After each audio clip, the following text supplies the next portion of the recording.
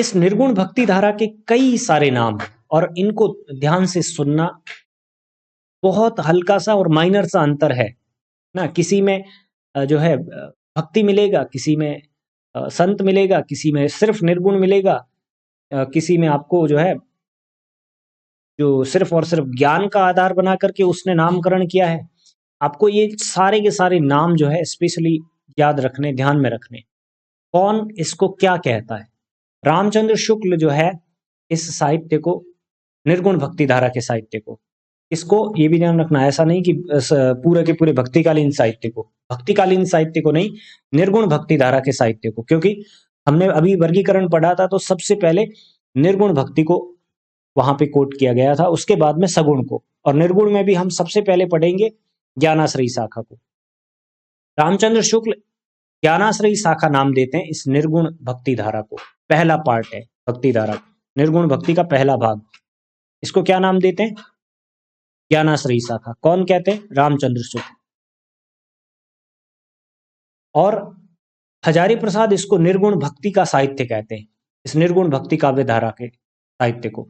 निर्गुण भक्ति साहित्य सिमिलर सा ही नाम है, ज्ञानाश्रयी शाखा वही नाम है जो हमने व्याख्या के तौर पे जो है पूरे तरीके से एक साथ पढ़ा है।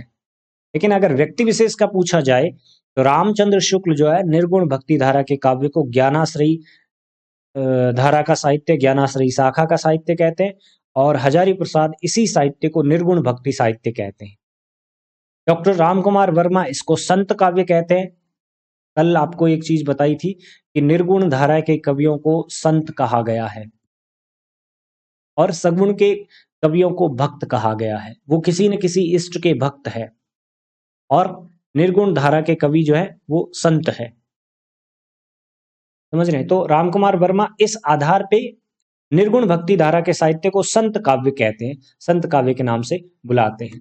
रामकुमार वर्मा के अलावा परशुराम चतुर्वेदी और गणपति चंद्रगुप्त, ये भी इसको क्या बोलते हैं? मैं इनके नाम लिख देता हूं, परशुराम चतुर्वेदी और गणपति चंद्रगुप्त।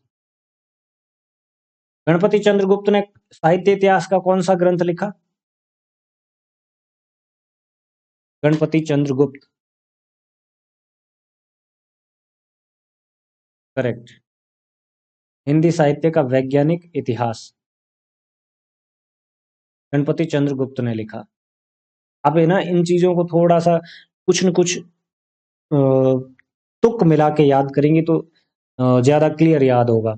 आपके परिचितों में से, आपके परिवार के लोगों में से अगर किसी का नाम गणपति या गणेश या ऐसा कुछ है तो उससे इसको लिंक कर दीजिए, लाइफ टाइम वो आपको याद रहेगा, कंफ्यूजन नहीं होगा, क्योंकि इतने सारे ग्रंथ हैं हिंदी साहित्य इतिहास के तो नहीं याद रहता है।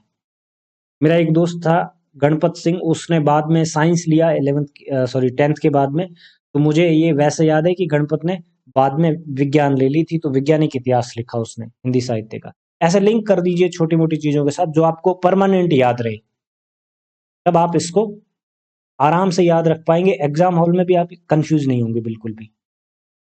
परशुराम चतुर्वेदी और गणपति चंद्र गुप्त भी डॉक्टर वर्मा की तरह इसको क्या बोलते हैं? संत काव्य ही बोलते हैं। क्लियर?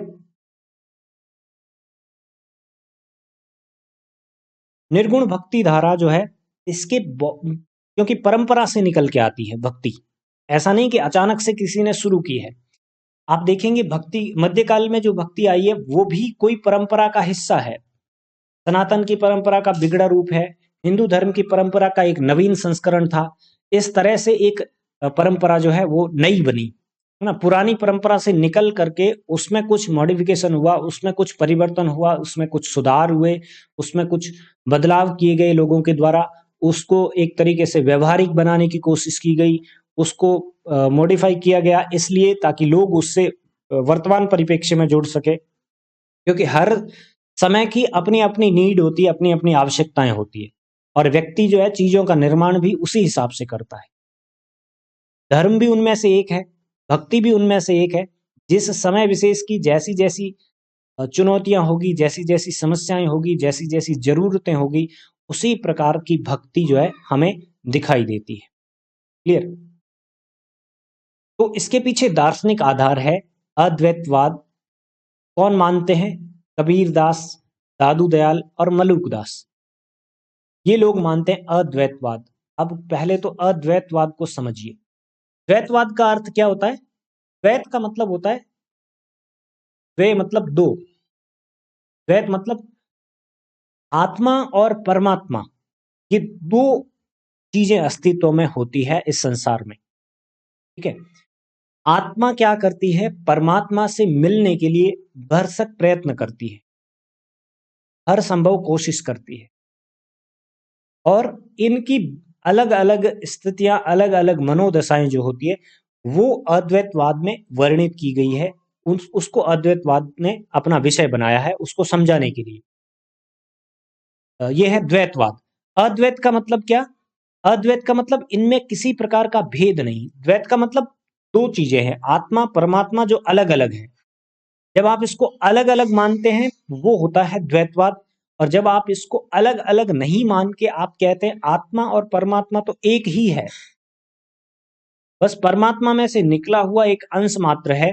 जैसे आ, हमारे चारों तरफ ऑक्सीजन है, लेकिन एक ऑक्सीजन का पार्ट जो हम ग्रहण करते हैं अपने शरीर में, हम उसको अगर अलग माने तो क्या वास्तव में वो उसका कोई अलग अस्तित्व है? नहीं है, क्योंकि वो तो वैसे भी समझने वाले की दृष्टि पे डिपेंड करता है कि उसको वो अलग मानता है कि नहीं मानता है। अब मान लीजिए आप में से कोई कहेगा नहीं मैं तो अलग मानता हूं कि हमारे शरीर के अंदर जो ऑक्सीजन गई है वो अलग है, क्योंकि थोड़ी देर बाद वो कार्बन डाइऑक्साइड बन जाती है और फिर बाहर आती है, तो वो तो अलग हो गई। और कई लोग नहीं मानते हैं कि जो बाहर है वही तो हमारे भीतर जा रही है। जैसे समुद्र के भीतर एक आपने गगरी भर के रख दी, एक मटकी भर के रख दी, तो क्या उसका पानी समुद्र के पानी से अलग होगा? समझने वाले पे निर्भर करता है। एक व्यक्ति कहेगा हाँ बिल्कुल अलग है, क्योंकि इसके अंदर है वो पानी, वो इससे पृथक है, उसके बीच में कोई एक जो है बैरियर बन गया है, उसको रोक दिया है उस पानी ने, मटकी ने। दूसरी तरफ वही वैसा ही कोई दूसरा व्यक्ति कहेगा नहीं इसमें क्या अलग है, इसमें क्या अंतर है, वही पानी है जो समुद्र का है, उसको मैंने भर के एक मटकी में डाल दिया है, पानी तो वही है। ठीक वैसे ही जो अद्वैतवाद मानने वाले लोग हैं, जो आत्मा और परमात्मा के बीच किसी प्रकार का भेद नहीं मानते कि दोनों एक ही है, मूल रूप से एक ही है, लेकिन एक टुकड़ा बिखर के सरवाइव करने के लिए धरती पर आ जाता है, इस दुनिया में संचरण करता हुआ आ जाता है, और अंत में जाकर वो वापस उसी में जाकर मिल जाता है। जैसे हम लोग जन्म लेते हैं, हमारे अंदर प्राण आते हैं, और जैसे ही प्राणों का संचरण होता है हम जिंदा इंसान कहलाते हैं। लेकिन वही प्राण जब इस शरीर को त्याग देते, हम मृत घोषित कर दिए जाते हैं, और हमारा वो जो प्राण है या जिसको आत्मा कहते हैं, वो आत्मा वापस जाकर वो ऊर्जा वापस जाकर अपने मूल स्वरूप में मिल जाती है और शरीर मुक्त हो जाता है। ये कौन मानते हैं? अद्वैतवाद वाले मानते हैं। अद्वैतवाद में कौन कौन लोग हैं या इस मत को कौन कौन स्वीकार करते हैं? स्पेशली कबीर, दादू दयाल और मलूक दास। इन तीनों लोगों का क्या मानना है कि आत्मा परमात्मा पृथक नहीं है, एक ही है, कोई भेद नहीं है।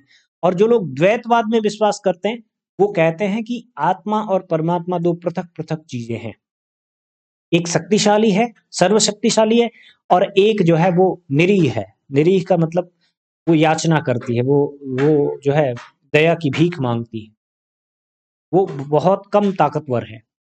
परमात्मा उनसे हजारों लाखों गुना ज्यादा ताकतवर। इसीलिए तो वो जब किसी शरीर में रहती है और जब शरीर कमजोर पड़ने लगता है तो वो उस शरीर को छोड़ करके वापस अपने मूल स्वरूप में मिल जाती है, क्योंकि उसकी एनर्जी कम हो जाती है। और ये चीज हम महसूस भी करते हैं कि किसी का जब शरीर कमजोर पड़ने लगता है तो उसके बाद मृत्यु होती है। ऐसा तो है नहीं कि अचानक से एकदम हष्ट पुष्ट आदमी है और जो है कोई कारण, बिना कोई कारण के हृदय गति रुक गई, वो एक अलग मैटर हो गया है ना, वो उसके शरीर में आई हुई एक कमजोरी है। या फिर दूसरा ऐसा भी कोई ऐसी कोई बीमारी या ऐसा कोई रीजन बन जाता है, वो उसके शरीर में आई हुई एक बहुत बड़ी कमजोरी होती है। जब तक कमजोर नहीं पड़ता है शरीर तब तक वो इस ऊर्जा को संभाले हुए रखता है, तब तक वो इस आत्मा को संभाले हुए रखता है। लेकिन जैसे ही कमजोर पड़ता है, जैसे ही उसके अंदर शक्ति का क्षरण होता है, वो शक्ति क्या करती है, उस हमारे अंदर जो आत्मा का तत्व है उसको संभाल नहीं पाती, वो उसको छोड़ देती है। और जैसे ही छोड़ती है वो आत्मा का तत्व जाकर अपनी पूर्णता में मिल जाता है, अपने मूल स्वरूप में जाकर के मिल जाता है। क्लियर? तो इस तरीके से द्वैत अद्वैत की जो कल्पना है उस आधार पे ये निर्गुण भक्ति धारा व्याख्या करती है, अलग अलग तरीकों से हमें समझाती है। एक मत तो ये है द्वैत और अद्वैत का, दूसरा मत है भेदा भेद का। वो कहते हैं कि जीव और ब्रह्मा में, यानी कि आत्मा और परमात्मा में भिन्न भिन्न प्रकार के अंतर है। जो आत्मा यहाँ पर मृत्युलोक में निवास करती है, जो मृत्युलोक में आत्मा रहती है, या इस संसार में जो आत्मा रहती है उसमें भी अंतर है। ये लोग ऐसा मानते हैं, भेदा भेद वाले। एक में भेद है, मतलब कि एक में अंतर है और उसके बाद दूसरों में भी अंतर है। यानी कि जैसे हमने पहले किसी चीज की दो कैटेगरी बनाई और इसको मान लिया कि ये ए कैटेगरी की चीज है और ये बी कैटेगरी की चीज है। इस बी कैटेगरी में भी हमने कई सारी अलग अलग कैटेगरीज बना दी, B1, B2, B3, B4, B5 ऐसे करके बहुत सारी। फिर B1 में भी कई सारी कैटेगरी है, B1 में भी कई सारे भेद है। ये जो दूसरे प्रकार की जो व्यवस्था है ये भेदा भेद की व्यवस्था है। ये लोग मानते हैं अंत में जाकर तो एक है, वो जब सम्मिलित होती है सारी चीजें तब तो वो एक है, तब तो ये ए बी है। लेकिन उसके बाद इनके अंदर मतभेद है, इनके अंदर अलग अलग प्रकार का क्लासिफिकेशन है, अलग अलग प्रकार की कैटेगरीज है। इस प्रकार ये जितने भी मत है वो निर्गुण भक्ति काव्य धारा के आधार बन जाते हैं। इनसे निकल करके निर्गुण भक्ति धारा का साहित्य हमारे सामने आता है, जिसमें से कुछ कवि कहते हैं आत्मा परमात्मा अलग अलग है, कुछ लोग कहते हैं आत्मा परमात्मा एक है, कुछ लोग कहते हैं आत्मा परमात्मा है तो एक, लेकिन उसमें भी भेद है, उसमें भी अंतर है बहुत सारे, उसमें भी अलग अलग डिवाइडेशन है। कोई छोटा है, कोई बड़ा है, कोई श्रेष्ठ है, कोई कमतर है, कोई जो है ज्यादा ऊर्जस्वित है, कोई कम ऊर्जस्वित है। इस प्रकार से अंतर में भी अंदर जाकर के और अंतर भेद उपभेद कर दिए जाते हैं, इसके परमात्मा और आत्मा दोनों के।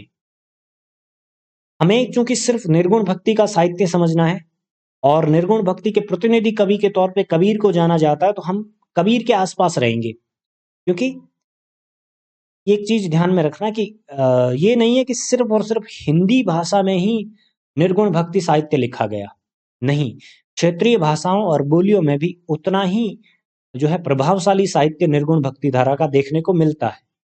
इसके अलावा हिंदी के अलावा भी और भी भाषाएं हैं जो उस समय भाषाओं के रूप में थी, हो सकता है बाद में क्षीण हो गई, कमजोर हो गई और उसका वेग कमजोर पड़ गया। उन भाषाओं में भी निर्गुण भक्ति धारा का साहित्य लिखा गया है। आप अंग्रेजी साहित्य को भी उठाओगे तो वहां पर भी इस तरह की व्यवस्था है। जब आप फिलोसफिकल चीजें या फिलोसफिकल कविताएं पढ़ते हैं तो उन लोगों के यहाँ पर भी अद्वैतवाद, द्वैतवाद, भेदाभेदवाद जैसी जो है सिद्धांत और जैसी परिकल्पनाएं देखने को मिलती है। हमें सिर्फ हिंदी के इर्द गिर्द रहना है, हमें सिर्फ कबीर और जो है निर्गुण भक्ति के साहित्य विशेष के आसपास रहना है।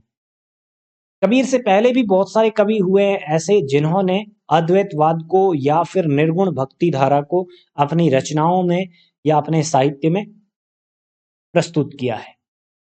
इनमें कौन जो है वो प्रमुख है? चक्रधर नाम के एक संत थे वो, ज्ञानेश्वर नाम के एक संत थे वो, और मुक्ताबाई नाम की एक संत महिला थी वो। ये कबीर से पहले के कवि है, लेकिन प्रकाश में नहीं आते हैं, कम आते हैं। इनका साहित्य जो है वो हमें मिलता नहीं है। वजह क्या है? निर्गुण भक्ति धारा के कवियों की एक सबसे बड़ी कमजोरी क्या रह गई? ये ज्यादातर अनपढ़ थे स्वयं, और इस वजह से इनके साहित्य का संकलन बहुत कम उपलब्ध हो पाता है। इनके द्वारा लिखी गई रचनाएं और उपदेशों को सिर्फ इनके शिष्य इत्यादि ने याद कर लिया या उनको कहीं पर नोट कर लिया, लिख लिया, वही आगे चल करके परंपरा का हिस्सा बनती है और हमारे सामने साहित्य के स्वरूप में आती है। जैसे उदाहरण के लिए आप कबीर को खुद को ले लीजिए, जो इस भक्ति धारा के प्रतिनिधि कवि है। क्या उन्होंने कागज कलम उठा करके एक भी छंद लिखा? नहीं लिखा। उन्होंने प्रवचन दिए, उपदेश दिए, क्योंकि उनका मूल मकसद साहित्य लिखना था ही नहीं। निर्गुण भक्ति धारा के जो कवि हैं, स्पेशली जो संत काव्य के कवि हैं, उनका मूल मकसद समाज सुधार और आत्म कल्याण से पहले, अपने कल्याण से पहले उनका मकसद क्या होता है?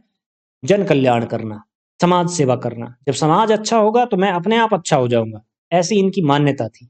दूसरी तरफ जो भक्त कवि है, वो अपने आप को समर्पित कर देते हैं कि समाज चाहे कुछ भी सोचे, समाज चाहे किसी प्रकार का व्यवहार करे, फर्क नहीं पड़ता है। मुझे मेरे आराध्य की जो है अर्चना करनी है, पूजा करनी है, अपना ध्यान उनके चरणों में लगाना है।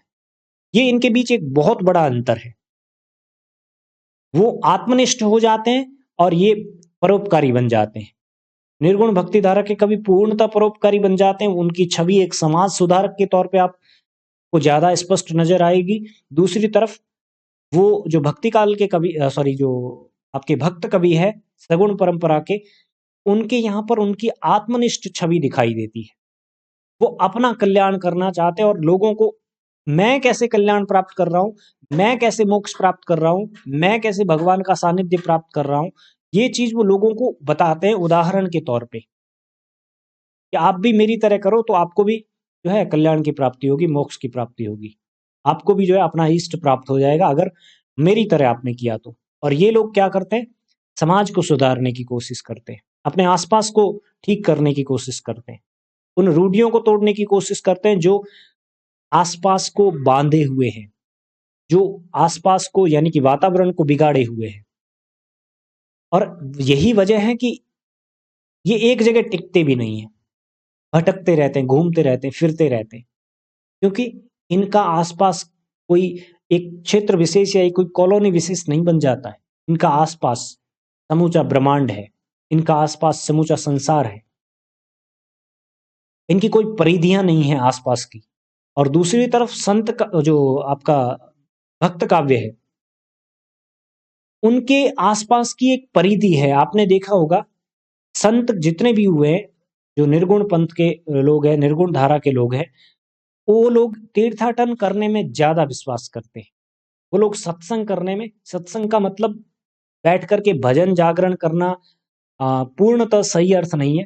सत्संग का मतलब है अच्छे अच्छे लोगों के साथ बैठना, उनके साथ बातचीत करना। जैसे मैं और आप मिलकर के बात कर रहे हैं और उसका कोई अर्थ निकल के आता है अच्छा, समाज के हित में, सोसाइटी के हित में, देश के हित में, तो वो भी एक सत्संग है। जरूरी नहीं कि हम लोग भगवान का भजन करें वही सत्संग है। व्यापक अर्थ में सत्संग का मतलब है अच्छी बातें अगर आप कर रहे हो किसी के साथ साझा, तो वो सत्संग है।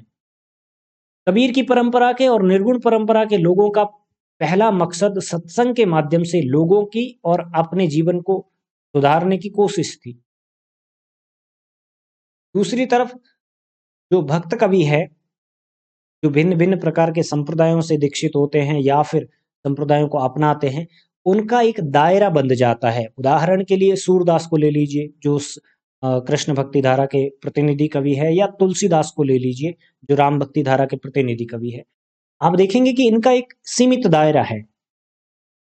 किसी कोई मंदिर विशेष को ये पकड़ लेते हैं, या फिर कोई देवता विशेष को पकड़ लेते हैं, या फिर कोई शहर विशेष को पकड़ लेते हैं, और उस वही उनका संसार बन जाता है। सूरदास के लिए कृष्ण का वो मंदिर ही संपूर्ण संसार है, ब्रह्मांड है। कबीर के लिए पूरा ब्रह्मांड ही जो है अपने आराध्य का मंदिर है। ये बहुत बड़ा अंतर जो है इन कवियों के बीच साफ साफ दिखाई देता है इनकी रचनाओं के मार्फत। कबीर से पहले चक्रधर, ज्ञानेश्वर और मुक्ताबाई नाम के कवियों का जिक्र आता है, जो इसी परंपरा के, निर्गुण परंपरा के लोग हैं, जो द्वैत, अद्वैत, भेद, अभेद जैसी चीजों में विश्वास करते हैं, जैसी चीजों पर डिस्कस करते हैं, बातचीत करते हैं, अपने साहित्य के माध्यम से समझाने की कोशिश करते हैं। अब जो क्वेश्चन आता है सबसे बड़ा, वो ये कि शुरुआत किसने की इस निर्गुण भक्ति धारा के साहित्य की या लेखन परंपरा की शुरुआत कहाँ से होती है? क्योंकि कबीर से पहले का साहित्य जो है वो व्यापक स्तर पे मिलता ही नहीं है। ऐसे में हमारे सामने क्वेश्चन आता कि हम पहले कौन से कवि को माने कि वो इस धारा का पहला कवि है। तो स्पष्ट रूप से हमारे सामने ऐसा कोई व्यक्ति नहीं आता है साफ साफ तौर पे कि ये व्यक्ति जो है ये इस धारा का या फिर निर्गुण भक्ति धारा का पहला कवि बन सकता है या हो सकता है। लोग अलग अलग नाम देते हैं, लोग अलग अलग जो है व्यक्ति को इंगित करते हैं कि ये व्यक्ति इस साहित्य की परंपरा की शुरुआत करता है। वैसे समूचे रूप में आप रामानंद का नाम ले सकते हैं, क्योंकि सारे के सारे जो शिष्य हैं वो रामानंद के शिष्य हैं, लेकिन रामानंद की रचनाएं, उनका जब जिक्र आता है तो क्वेश्चन मार्क लग जाता है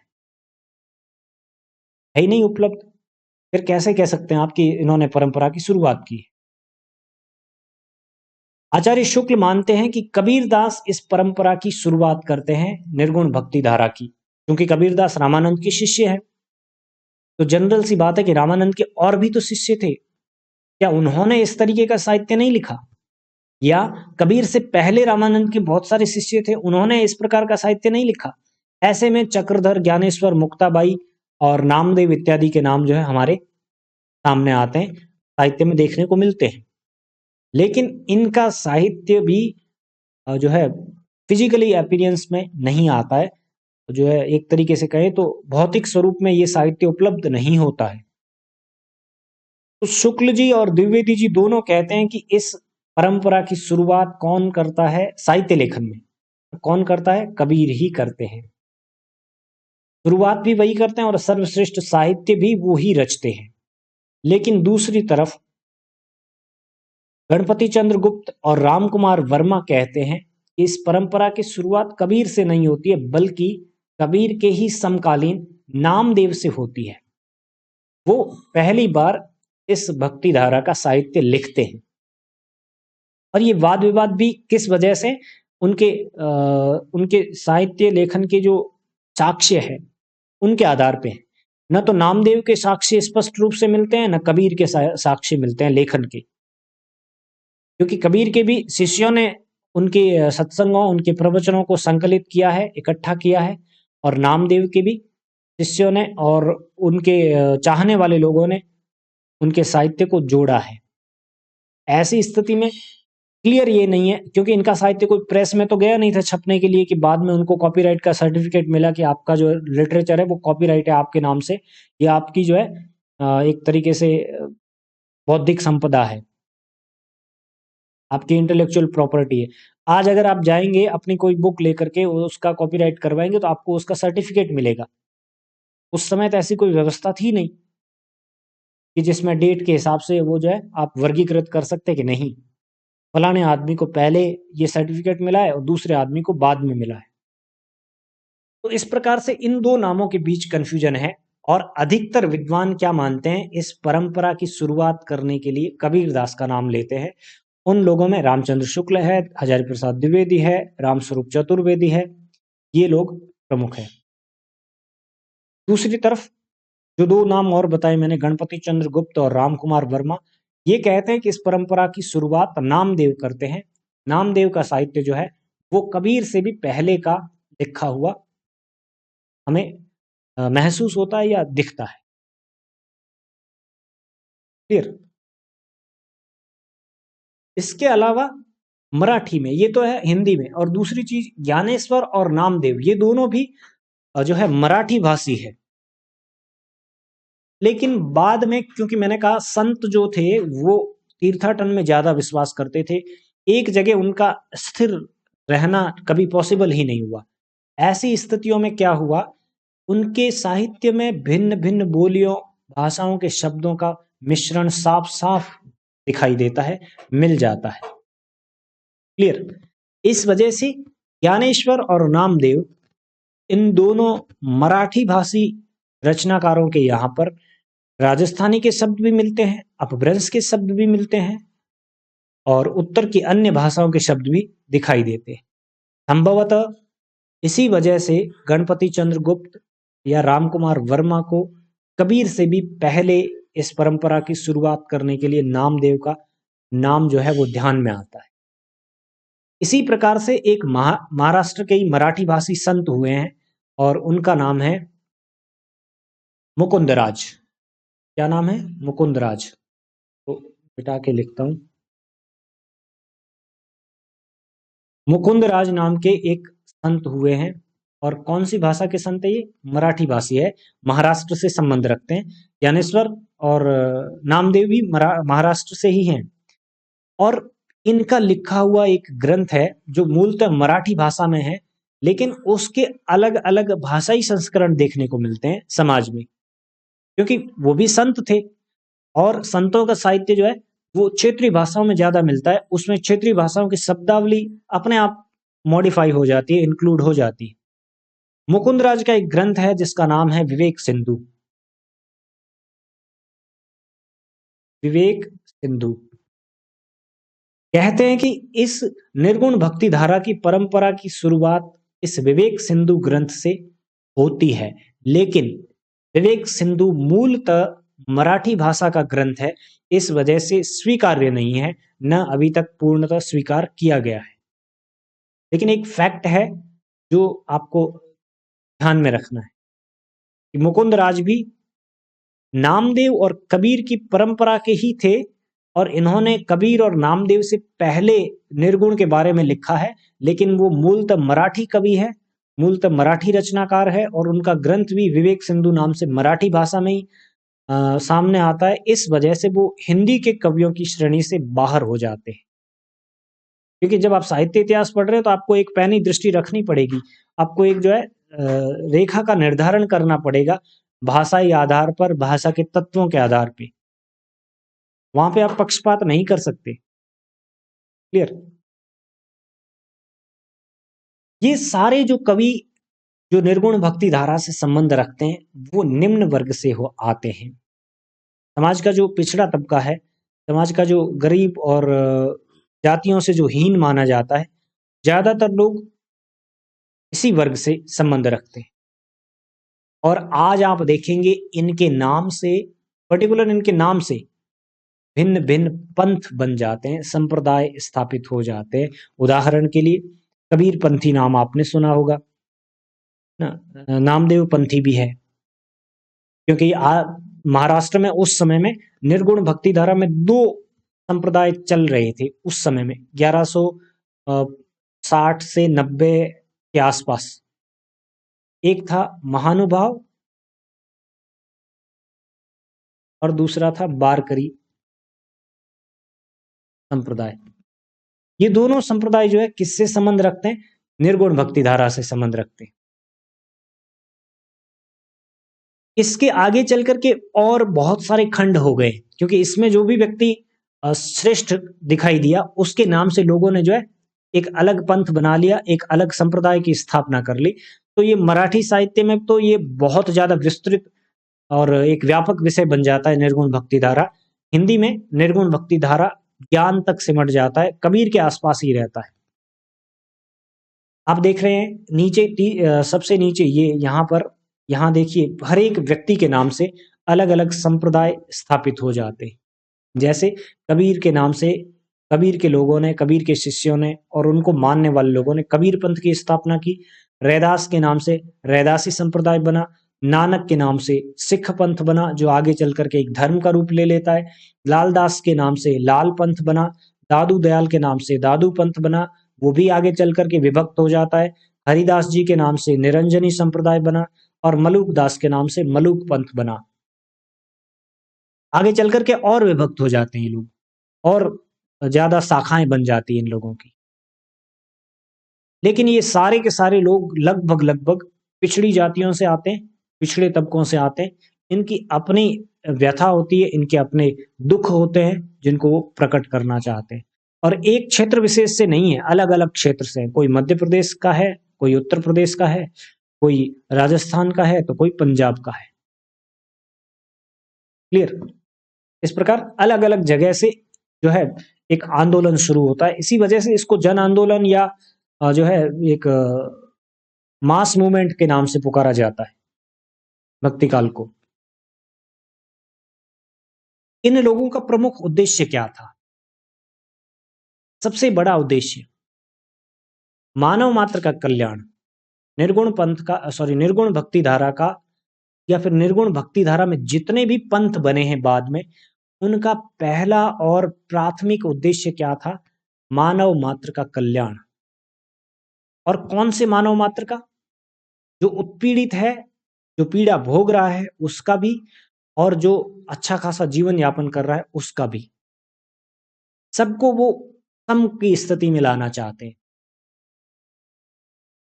एक तरीके से देखा जाए तो ये मार्क्सवाद का पुराना और भारतीय संस्करण है। मार्क्सवाद भी क्या चाहता है? सब लोग समान हो, इक्वल हो, ए टू जेड बराबर जो है महत्व रखें। निर्गुण भक्ति धारा का जो साहित्य वो भी यही चाहता है, वो भी यही स्थापित करना चाहता है कि ए से लगाकर जेड तक जितने भी जीव है इस दुनिया में, वो सारे के सारे जो है समभाव को प्राप्त करें। उनके बीच में किसी प्रकार का कोई अंतर न रहे, न जाति के नाम से, न वर्ग के नाम से, न रंग के आधार पे, न लिंग के आधार पे, किसी प्रकार से कोई भेद न रहे, सब समान हो। क्योंकि इनके साथ समाज में उत्पीड़न हुआ, ये लोग उत्पीड़न का शिकार बने थे। इस वजह से इनकी पहली मंशा यही हुआ करती थी, अपने आसपास को सुधारें। और कैसे सुधारें? सबको बराबर की स्थिति में लाकर, किसी के साथ बुरा ना हो, किसी के साथ दगा ना हो, धोखा ना हो, सब लोग एक दूसरे को महत्व दें, एक दूसरे से प्रेम करें। और ये लोग अपने साहित्य के माध्यम से और अपने सत्संग के माध्यम से, अपने ज्ञान के माध्यम से इसी बात को प्रकाशित करते हैं, इसी बात को फैलाते हैं। ये लोग कोई पढ़े लिखे लोग नहीं थे कि कोई बहुत बड़ा ज्ञानी व्यक्ति हुआ है। बाद में जरूर ज्ञानी हुए, क्योंकि जैसे जैसे इनके भीतर तीर्थाटन करने से, घूमने फिरने से, क्योंकि ये एक जगह से दूसरी जगह की यात्रा करने में विश्वास रखते थे और यात्राओं के द्वारा ये लोग ज्ञान प्राप्त किया करते थे। खुद अनुभवों के द्वारा ये ज्ञान को संचित करते थे। ठोकरें खा खा कर ये पता लगाते थे कि कहाँ जमीन ऊबड़ खाबड़ है और कहाँ जमीन समतल है। कहने का मतलब ये हो गया कि इनका भोगा हुआ यथार्थ ही इनका ज्ञान था। कोई स्कूली शिक्षा या फिर कोई एकेडमिक जो है एजुकेशन इनका या इनके व्यक्तित्व का कभी पार्ट नहीं बना। इन्होंने खुद भोगा, उसको समझा, उसको महसूस किया और उसके बाद जनता के सामने उन्हीं परिस्थितियों के संदर्भ में चर्चा की, सत्संग की। वही इनका बाद में साहित्य बन गया। क्लियर? तो उत्पीड़ित मानव को ज्ञान तथा मानव हित समझाना इस निर्गुण भक्ति धारा के लोगों का पहला और प्राथमिक उद्देश्य था। और इस उद्देश्य को पूर्ति करने के लिए साध्य बनाया। किसको बनाया? साधना को। साध्य का मतलब संसाधन। जैसे आप लिखते हैं, लिख करके आप अच्छे अंक प्राप्त करें, वो आपका साध्य है। लेकिन लिखते हैं किससे हैं? पेन से, है ना? पेपर की सहायता से लिखते हैं, पेन की सहायता से लिखते हैं। पेन और पेपर आपके क्या है? साधन है, इंस्ट्रूमेंट्स है। उसकी वजह से, उन इंस्ट्रूमेंट्स की वजह से आप क्या करते हैं? कुछ अचीव करते हैं। तो ये अचीव करने की या फिर अपने उद्देश्य को प्राप्त करने की इनके पास जो साधन थे, वो साधन क्या थे? सबसे प्रमुख और सबसे महत्वपूर्ण साधन थे योग साधना के जितने भी प्रकार है। जैसे कुंडलिनी को जगाना, और ये पहले से प्रचलित थे, कोई इन्होंने नए इजाद नहीं किए, कोई नए आविष्कार नहीं थे इनके, ये पहले से समाज और सोसाइटी में चल रहे थे। सिद्धों नाथों से आए थे, सिद्धों नाथों से पहले बौद्ध लोगों ने और जैन लोगों ने इसको अपनाया था। उससे पहले ये वैदिक परंपरा का हिस्सा थे, वैदिक परंपरा से में भी कहीं न कहीं से आए हैं। समझ रहे हैं? तो एक परंपरा जो चल रही थी वो मॉडिफाई होती गई, समय के साथ साथ जरूरतों के हिसाब से वो परिवर्तित होती गई, और उस परिवर्तन में इंसान ऐड होता गया, इंसान जुड़ता गया। क्या क्या साधन थे इनके? कुंडलिनी जागरण को इन लोगों ने महत्व दिया। जैसे कबीरदास, सुंदरदास, हरिदास जी ने, जिन्होंने निरंजनी संप्रदाय की स्थापना की, इन्होंने इस साधन के द्वारा उस साध्य तक पहुंचने की कोशिश की कि जब व्यक्ति का मस्तिष्क विराट होगा, जब व्यक्ति के सोचने का तरीका विराट होगा, तो अपने आप उसको दूसरे व्यक्ति की पीड़ा अपनी पीड़ा दिखाई देगी। इसको वो बहुत साधारण साधारण उक्तियों और उदाहरणों के द्वारा जनता के सामने रखते थे। उदाहरण के लिए आपको एक छोटी सी कहानी बताऊं। एक उक्ति इस समय विशेष में प्रचलित थी कि एक शेर को कांटा चुभ गया और वो एक आदमी के सामने जाकर गिड़गिड़ाने लगा। आदमी ने डरते डरते उस शेर के पैर से कांटा निकाल दिया, लेकिन जब वो कांटा निकाल रहा था उसके मन में ये डर था कि ये कांटा निकालने के बाद मुझे खा तो नहीं जाएगा, क्योंकि इसका धर्म क्या है? शिकार करना, भक्षण करना जीवों का किसी प्रकार से। लेकिन शेर का हृदय परिवर्तन होता है। क्यों? क्योंकि उसके सोचने का तरीका विराट हो जाता है कि इस व्यक्ति ने मेरी मदद की है तो कम से कम मुझे इसका भक्षण नहीं करना चाहिए, और वो उसे जिंदा छोड़ देता है। ऐसे में व्यक्ति के भीतर एक थिंकिंग डेवलप हुई, एक सोच निर्मित हुई कि हमें मुसीबत के समय चाहे वो हमारा शत्रु भी क्यों ना हो उसका साथ देना चाहिए, उसको मदद देनी चाहिए। और जब एक इस प्रकार की सोच एक व्यक्ति से दूसरे में, दूसरे से तीसरे में, तीसरे से पांचवें में और धीरे धीरे करके समाज में फैल जाती है, तो आप समझ रहे हैं समाज अच्छा बन जाता है। यही इन लोगों का मूलभूत उद्देश्य था, प्रमुख उद्देश्य था, जो वो अपने साहित्य के माध्यम से प्रकाशित करना चाहते थे। दूसरी तरफ ये योग साधना में विश्वास करने वाले लोग थे कबीर, सुंदरदास, हरिदास इत्यादि। और दूसरी तरफ सहज साधना में भी विश्वास करने वाले लोग थे सिद्धों की तरह। योग साधना नाथों के यहां से आता है, सहज साधना सिद्धों के यहां से आता है। जब मैं सिद्ध और नाथ पढ़ा रहा था तब आपको बताया था कि आगे चल करके इन्हीं लोगों के सूत्र हमको मध्यकाल में दिखाई देंगे, मध्यकाल के जो है भक्ति काल में आपको दिखेंगे वापस से। तो यहाँ आप देख रहे हैं नाथ साहित्य का प्रभाव निर्गुण भक्ति धारा पर पड़ता है, और योग साधना संबंधी जितनी भी चीजें आती है वो कबीर के द्वारा, सुंदरदास के द्वारा और हरिदास जी के द्वारा अपने साहित्य में इस्तेमाल की जाती है एज ए इंस्ट्रूमेंट, कि आप अपने मस्तिष्क का, आप अपनी आत्मा का, आप अपने परमात्मा तक पहुंचने के लिए किन किन साधनों का इस्तेमाल कर सकते हैं, अपने मस्तिष्क को उच्च स्तर पर कैसे ले जा सकते हैं, कैसे अपनी आत्मा को जागृत कर सकते हैं, पवित्र बना सकते हैं, शुद्ध बना सकते हैं, अपने आसपास ऊर्जा के क्षेत्र का विस्तार कैसे कर सकते हैं, इन साधनों के माध्यम से। दूसरी तरफ सिद्धों की जो सहज साधना पद्धति थी उस परंपरा को आगे बढ़ाते हैं।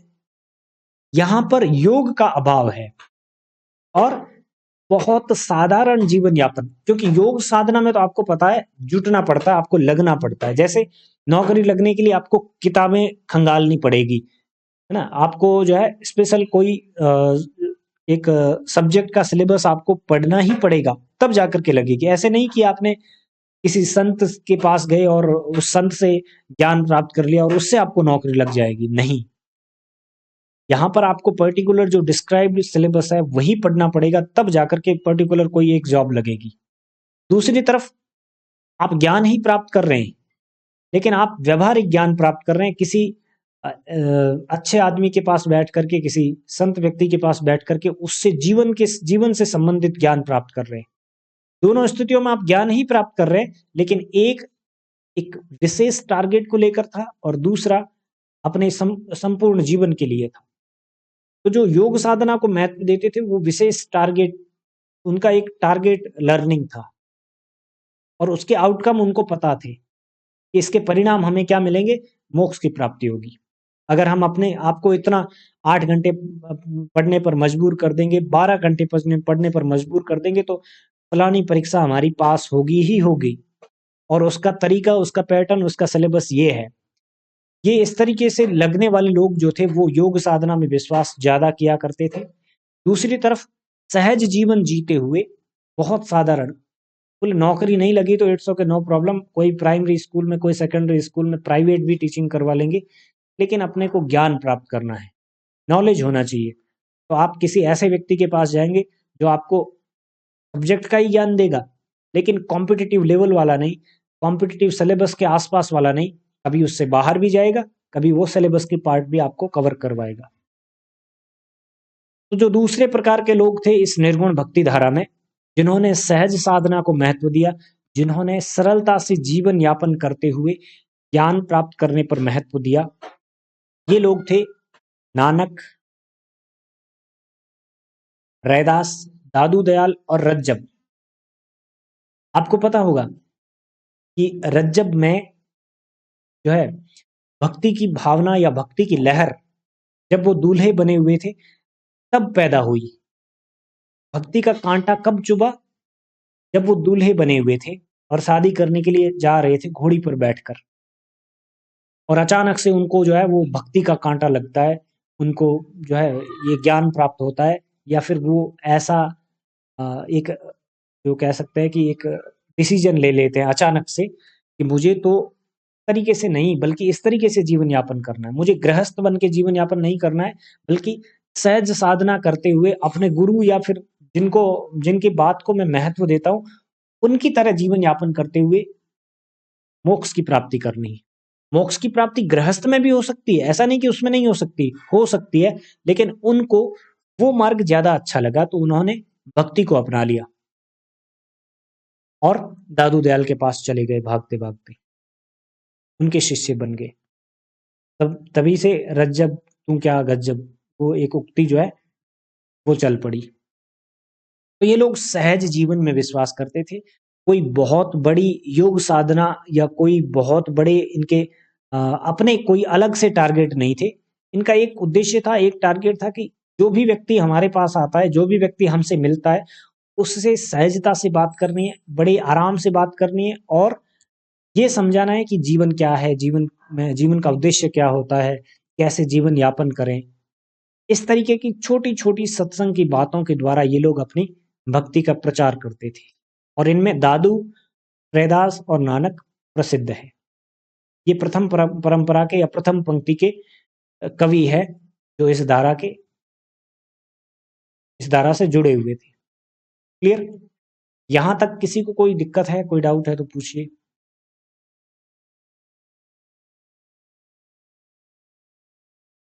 बढ़े आगे। इनका प्रमुख उद्देश्य जरूर ध्यान में रखिएगा, ये दो प्रकार की साधना पद्धतियां हैं जिनका वो इस्तेमाल करते हैं, दोनों को अलग अलग थोड़ा सा समझने की कोशिश कीजिएगा।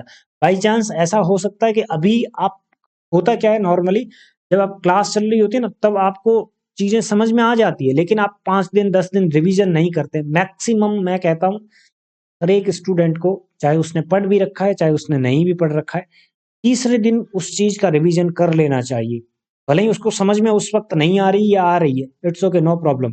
तीसरे दिन वही चीज अगर आंखों के आगे से निकलेगी, आपके दिमाग में से निकलेगी, तो तीसरी बार जब आप उसी चीज का रिवीजन करेंगे तब तक वो आपको पूरी तरीके से समझ में आ चुकी होगी। एक स्टूडेंट जो कॉम्पिटिटिव एग्जाम की तैयारी करता है वो फेल इसी वजह से होता है कि वो रिवीजन ठीक ढंग से नहीं कर पाता है। नॉलेज है 100%, मैं ये नहीं मानता हूँ किसी के पास ऐसा नहीं है कि उसने हिंदी को पहली बार ही पढ़ा है या उसने ये नाम नहीं सुने या उसने ये जो है शब्दों के अर्थ पहली बार सुने हैं, ऐसा बहुत कम होता है। लेकिन वो प्रॉपर रिवीजन नहीं कर पाता है, इस वजह से परीक्षा में पिछड़ जाता है। उसको आ रहा सब कुछ है लेकिन वो उसके अवचेतन में धकेला हुआ है, समन भी नहीं किया दमन भी नहीं किया, उसने रख दिया है अवचेतन में बस। तो ये चीज ध्यान में रखें, तीसरे दिन रिवीजन जरूर करें। एक बार वीडियो देख लीजिए, वो रिवीजन हो गया, 3 बार नहीं समझ में आएगा, चौथी बार आएगा, गारंटी के साथ वो आपको समझ में आएगा, चाहे कितना